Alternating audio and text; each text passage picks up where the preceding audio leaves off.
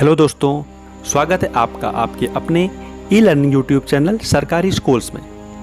दोस्तों, प्रत्येक मनुष्य में जीवन के किसी न किसी स्तर पे कुछ प्रश्न उसके माइंड में अवश्य आए होंगे, विशेषकर बाल्यावस्था में यानी बचपन में।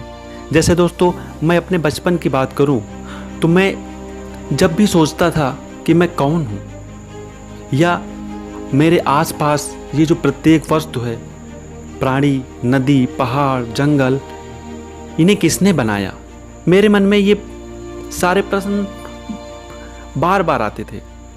और जब कभी मैं छत पर जाता था, शाम के टाइम बैठता था, तो छत पर चांद को निहारता था, चांद की रोशनी में खो सा जाता था, उसकी खूबसूरत सी प्रकाश में मनमग्न हो जाता था। दोस्तों, मैं हमेशा यही सोचता था, ये क्या है? चांद चलता सा जाता था, पीछे से बादल जाते थे। मैं हमेशा सोचता था कि कैसे आगे बढ़ता है। मैं निहारता था उसके रास्ते को। दोस्तों, तारे टिमटिमाते हैं, ये क्यों टिमटिमाते हैं? हम कहाँ से आए हैं? क्या हम कभी ये तारों या चांद तक पहुँच पाएंगे? आदि प्रश्न दोस्तों मेरी जिज्ञासा को शीर्ष पर पहुँचा देते थे। तो दोस्तों, हम सभी जानते हैं मनुष्य एक विवेकशील प्राणी है। वह निरंतर अपने भूत, भविष्य व वर्तमान में समन्वय बनाकर रखता है। दोस्तों, वह प्रत्येक वस्तु या प्रत्येक टॉपिक पर अपने लॉजिक या रीजनिंग का प्रयोग करता है, अपने माइंड, दिमाग का प्रयोग करता है। दोस्तों, बात दिमाग की आती है तो दिमाग के विषय में कहा जाता है कि अल्बर्ट आइंस्टीन ने दिमाग का सबसे ज़्यादा यूज़ किया, और वो भी 10% ही। तो दोस्तों, आप सोचिए, माइंड की कैपेसिटी 100% है और सबसे ज़्यादा यूज जिसने किया उसने मात्र 10% किया। तो सोचिए दोस्तों, कितना यूज अभी करना बाकी है, अभी कितना आगे बढ़ना बाकी है। तो दोस्तों, आज हम एक टॉपिक के बारे में आपसे बात करेंगे, और आज एक सीरीज यूनिवर्स द इन्फिनिटी का प्रारंभ कर रहे हैं, जिसमें कुछ वीडियोज इस सीरीज में आएंगे, कुछ पार्ट्स आएंगे। तो दोस्तों, अगर आप आपका आईक्यू ग्रेट है, आप विज्ञान या साइंस में रुचि लेते हैं, लॉजिक, रीजनिंग आपके फेवरेट हैं, अगर आपकी क्यूरियोसिटी, जिज्ञासा सर्वोत्तम रहती है, कुछ प्रश्नों पर आपको जानने का मन करता है, जब तक उनका उत्तर आपको नहीं मिल पाता आप बेचैन रहते हैं, तो दोस्तों आप एकदम सही जगह पे हैं। आप इस चैनल को सब्सक्राइब करिए, और यहाँ पे आपको बहुत सारे जो बचपन के प्रश्न थे, जो बचपन के जिज्ञासाएं थी, उनके उत्तर मिलेंगे। हो सकता है किन्हीं कारणों से बचपन में वो हम तक ना पहुंच पाए हों। तो दोस्तों, आज हम यूनिवर्स द इन्फिनिटी सीरीज का पहला पार्ट, ब्रह्मांड की उत्पत्ति यानी ओरिजिन ऑफ यूनिवर्स के बारे में बात करेंगे। तो दोस्तों, प्रारंभ करते हैं आज का वीडियो। दोस्तों, सबसे पहले ब्रह्मांड की उत्पत्ति, इस टॉपिक की बात हम ऋग्वेद की एक सूक्त से करेंगे। दोस्तों, हम सभी जानते हैं कि ऋग्वेद सबसे पुराना वेद है और वो ज्ञान का भंडार है। दोस्तों, उसमें एक सूक्ति है जिसमें लिखा गया है ब्रह्मांड के विषय में, सृष्टि से पहले सत नहीं था, असत भी नहीं था, अंतरिक्ष भी नहीं, आकाश भी नहीं था, छिपा था क्या, कहाँ, किसने देखा था, उस पल तो अगम अटल जल भी नहीं था। दोस्तों, ये ऋग्वेद की एक सूक्ति है। तो लगभग हजारों वर्ष पुरानी यह श्रुत आज भी उतनी ही प्रासंगिक है जितनी इसे रचित करने समय थी। सृष्टि की उत्पत्ति आज भी एक रहस्य है। सृष्टि के पहले क्या था, इसकी रचना किसने, कब और क्यों की, ऐसा क्या हुआ जिससे इस सृष्टि का निर्माण हुआ। अनेकों अनसुलझे प्रश्न हैं जिनका एक निश्चित उत्तर किसी के पास नहीं। कुछ सिद्धांत तो अवश्य कुछ प्रश्नों का उत्तर देते हैं, लेकिन कुछ नए प्रश्न भी खड़े करते हैं। सभी प्रश्नों के उत्तर देने वाला सिद्धांत अभी तक सामने नहीं आया। लेकिन दोस्तों, सबसे ज़्यादा मान्यता प्राप्त सिद्धांत जो है महाविस्फोट सिद्धांत यानी द बिग बैंग थ्योरी। तो दोस्तों, आज हम ब्रह्मांड की उत्पत्ति के विषय में जो हमारा सर्वमान्य सिद्धांत है द बिग बैंग थ्योरी, इसी के अकॉर्डिंग हम बात करेंगे। बिग बैंग थ्योरी, महाविस्फोट का सिद्धांत का प्रारंभ हम आज से करते हैं। आज हम जानते हैं कि हमारे चारों ओर जो कुछ भी है वह अणुओं के मिलने से बना है। अणु जो कि पदार्थ के सूक्ष्मतम रूप, जो कि स्वतंत्र रूप से एग्जिस्ट करता हो, यानी परमाणु, एटम से मिलकर बना है।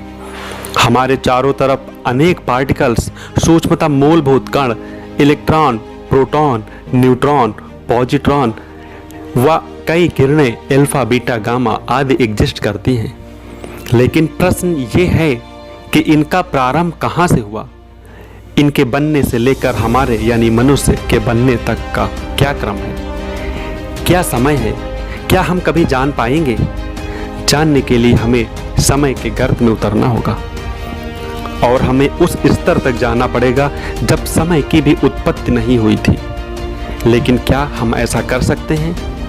क्या आज हमारे पास ऐसी कोई युक्ति है, कोई अवधारणा है जिससे हम समय के गर्त में गोता लगा सकें? उत्तर है हाँ। आइंस्टीन की theory of relativity, time travel की थ्योरी आदि कुछ अवधारणाएं हैं जो हमारी मदद कर सकती हैं, जो विज्ञान के नियमों से प्रेरित हैं। लेकिन हम यह न भूलें, जहां हम जाना चाह रहे हैं वहां गणित, भौतिकी या विज्ञान के सारे नियम धरे के धरे रह जाएंगे। लेकिन मनुष्य विवेकशील है, उसकी कल्पना शक्ति लॉजिक, रीजनिंग से युक्त है। अब मनुष्य को भी रोक पाना असंभव सा लगता है। तो हमारे पास यह ज्ञान या युक्ति है जो टाइम ट्रेवल से हमें पहुंचाएगी उस समय जब समय भी नहीं जन्मा था, बिग बैंग से पहले, जीरो समय पर। तो क्या आप तैयार हैं? Let's go. ब्रह्मांड के विस्तार से अब तक खगोल शास्त्रियों ने उन परिस्थितियों का विश्लेषण किया कि कैसे ब्रह्मांडीय पदार्थ एक दूसरे से एकदम पास होने की स्थिति से एकदम दूर होते जा रहे। अब हम पहुंच रहे हैं इतिहास के उस समय, लगभग 10 से 15 अरब वर्ष पूर्व, जब ब्रह्मांड के सभी कण एकदम पास थे। वे इतना पास थे कि वे सभी कण एक ही जगह पर थे, या यूं कहें कि एक ही बिंदु पर।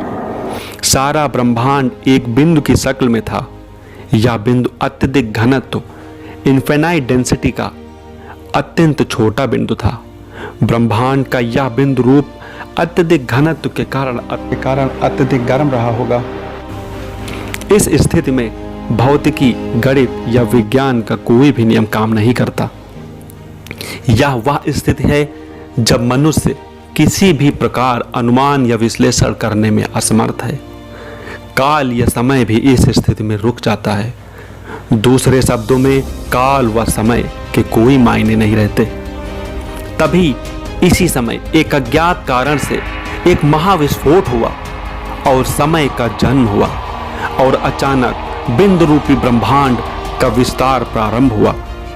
समय जन्म ले चुका था और उसके जन्म या महाविस्फोट के 10⁻43 सेकंड बाद, जो कि सेकंड का 1/10⁻43वां भाग है, जो इतना अल्प है कि आप सिर्फ आंकड़ों से ही समझ सकते हैं। तो महाविस्फोट के 10⁻43 सेकंड के बाद अत्यधिक ऊर्जा, जो कि फोटॉन कणों के रूप में थी, का ही अस्तित्व था। इसी समय क्वार्क, इलेक्ट्रॉन, एंटी इलेक्ट्रॉन या पॉजिट्रॉन जैसे मूलभूत कणों का निर्माण हुआ। 10⁻³ सेकंड के पश्चात क्वार्क और एंटी क्वार्क जैसे कणों का, मूलभूत कणों अत्यधिक ऊर्जा के मध्य टकराव के कारण ज्यादा मात्रा में निर्माण हुआ। यह वह समय था जब कण और उनके प्रतिकण दोनों का निर्माण हो रहा था। इसमें से कुछ एक कण अपने ही एंटी कणों से टकराकर खत्म भी हो रहे थे। इस समय ब्रह्मांड का आकार एक संतरी के आकार का था और 10⁻⁻10 सेकंड पश्चात एंटी क्वार्क से टकराकर पूर्ण रूप से खत्म हो चुके थे। इस समय तापमान था 10⁻15 डिग्री सेंटीग्रेड और टकराव से फोटॉन का निर्माण हो रहा था। साथ में इसी समय प्रोटॉन और न्यूट्रॉन का भी निर्माण हुआ। 1 सेकंड के पश्चात जब तापमान 10 अरब डिग्री सेंटीग्रेड था, तब ब्रह्मांड ने आकार लेना प्रारंभ किया। उस समय ब्रह्मांड में ज्यादातर फोटॉन, इलेक्ट्रॉन, न्यूट्रॉनों और उनके प्रतिकणों के साथ कुछ ही मात्रा में प्रोटॉन व न्यूट्रॉन थे। प्रोटॉन व न्यूट्रॉन एक दूसरे के साथ मिलकर तत्वों का केंद्र बना रहे थे, न्यूक्लियाई ऑफ एलिमेंट्स, जिसे आज हम हाइड्रोजन, लिथियम और ड्यूटेरियम के नाम से जानते हैं। जब महाविस्फोट के 3 मिनट बीत चुके थे, तापमान गिरकर 1 अरब डिग्री सेल्सियस हो चुका था। प्रारंभिक तत्व व ब्रह्मांडीय विकिरण, कॉस्मिक रेडिएशन का निर्माण हो चुका था। यह विकिरण आज भी महसूस किया जा सकता है। आगे बढ़ने पर 3 लाख वर्ष के पश्चात भी ब्रह्मांड विस्तार करता हुआ आज के ब्रह्मांड से मेल नहीं खाता। तत्व व विकिरण एक दूसरे से अलग होने लगे थे। इसी समय इलेक्ट्रॉन केंद्रक के साथ मिलकर परमाणु का निर्माण कर रहे थे, परमाणु मिलकर अणु बना रहे थे। तो अब तक हमारे पास ऊर्जा, फोटॉन, मूलभूत कण, इलेक्ट्रॉन, प्रोटॉन, न्यूट्रॉन थे। व रेडिएशन से परमाणु व अणु ब्रह्मांड के पदार्थ या ब्रह्मांड के शरीर की रचना कर रहे थे। इसके 1 अरब वर्ष पश्चात ब्रह्मांड का एक निश्चित सा आकार बनना शुरू हुआ। इसी समय क्वासर, प्रोटो गैलेक्सी, जो कि आकाशगंगा का प्रारंभिक रूप है, तथा तारों का निर्माण या तारों का जन्म होने लगा। तारे हाइड्रोजन जलाकर भारी तत्वों का निर्माण कर रहे थे। आज महाविस्फोट के लगभग 14 अरब वर्ष पश्चात की स्थिति देखें तो तारों के साथ उनका सौरमंडल बन चुका है। परमाणु मिलकर कठिन अणु बना चुके हैं, जिनमें से कुछ कठिन अणु जैसे अमीनो एसिड जीवन के मूलभूत कण हैं। यही नहीं, काफी सारे तारे तो मरकर श्याम विवर्त ब्लैक होल बन चुके हैं। ब्रह्मांड का अभी भी विस्तार हो रहा है और विस्तार की गति भी बढ़ती जा रही। विस्तार होते हुए ब्रह्मांड की तुलना आप एक गुब्बारे से कर सकते हैं। जिस तरह गुब्बारे को फुलाने पर उसकी सतह पर स्थित बिंदु एक दूसरे से दूर होते जाते हैं, ठीक उसी तरह आकाश गंगाएं एक दूसरे से दूर होती जा रही हैं। यह विस्तार इस तरह से हो रहा है जिसका कोई केंद्र नहीं। अब हम समय के गर्त में जाकर वापस आज में आ गए हैं। अब हम ब्रह्मांड के जन्म के बारे में जान चुके हैं, लेकिन अब तो समय भी जन्म ले चुका है और समय ने अब तक इतनी छोटी मोटी क्रमबद्ध कड़ियों को जोड़कर यहाँ तक हमें लाया है। परंतु यह तो अभी शुरुआत है, न जाने अंत क्या होगा।